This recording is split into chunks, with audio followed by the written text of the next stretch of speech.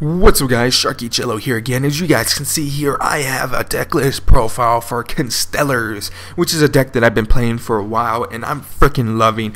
Too bad sorry guys, this is my fifth time doing this video and it's freaking pissing me off. So anyway guys, too bad that by the time we get this deck, it might be irrelevant. Sadly, I really freaking love this deck, and like I said, by the time we get this deck, it might be irrelevant because we might be getting cost the next hit in Arsenal. Sadly, Japan barely got this card, and it really pisses me off because, you know, Lava Chain and Emerald has been out for a year and we haven't got those cards. I know they're in dual terminal, but still they're unplayable. So it's essentially we haven't got those damn cards, which really pisses me off. But anyway guys, without me ranting about that, I'm gonna go through the deck list of this deck that I freaking love. It's probably gonna be my next favorite hit in Arsenal deck, first being archetype, first being Worms, which I love Worms.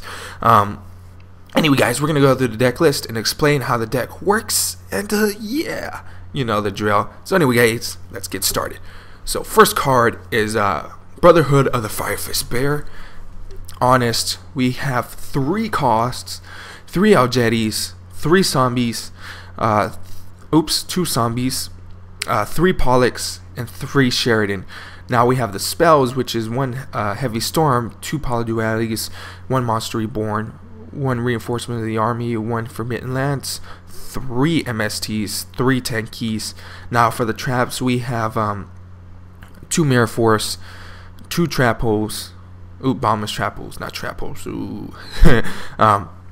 1 Save Zone, 3 Phoenix Chain, 1 Solemn Judgment, 2 Solemn Warnings, and last but not least, 2 Call of the Haunted.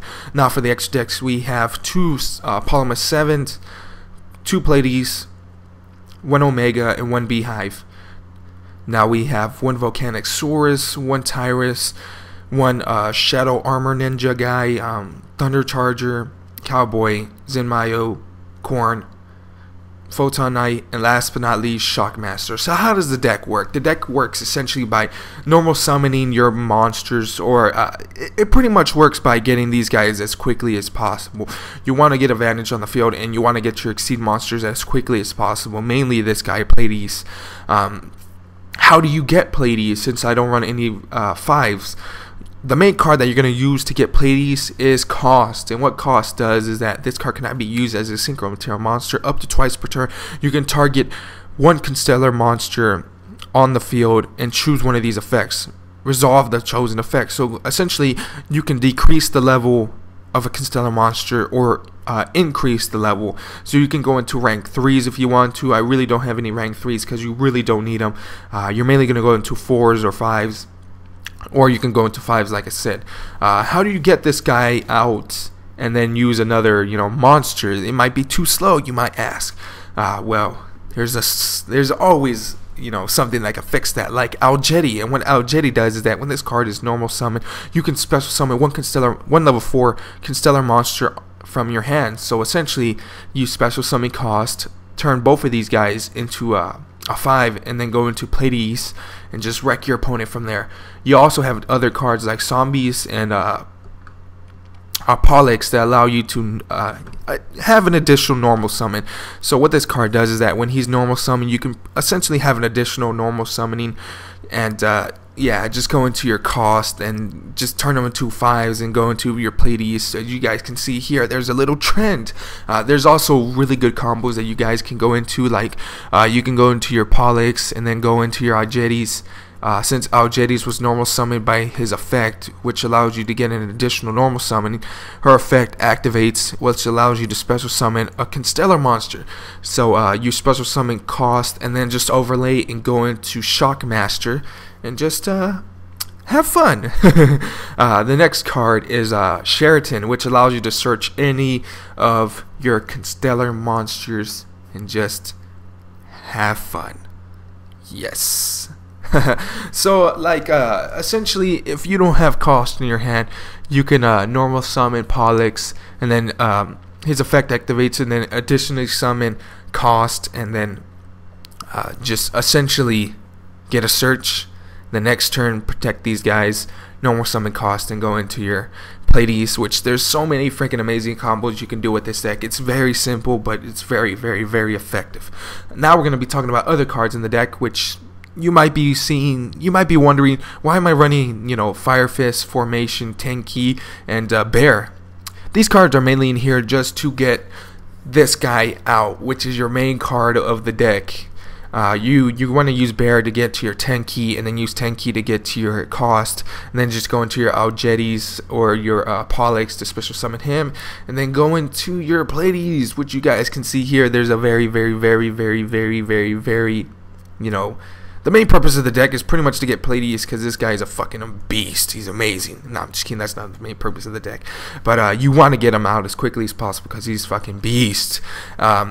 Also with Bear, you essentially have 3 MSTs in your deck, which is freaking deadly. And yeah, cards like Bottomless Trap will really screw this deck over, and you want to get rid of those things. So that's why Bear is in here.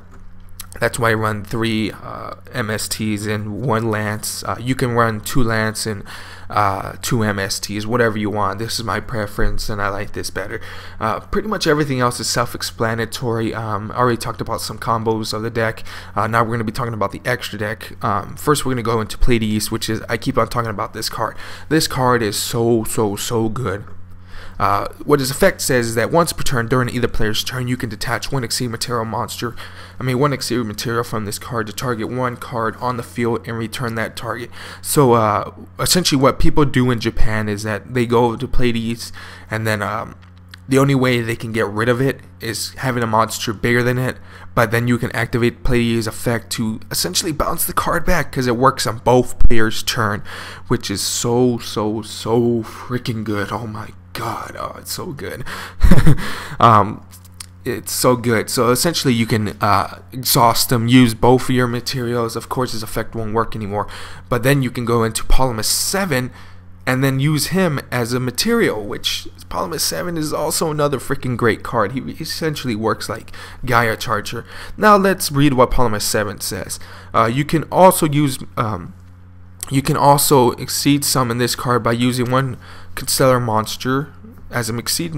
1 Constellar exceed monster you control, except Constellar Polymus 7. Of course, I'm not gonna read that shit. As the exceed material, of course. Now let's read his effect. This card effect cannot be activated the turn this card is special summoned this way.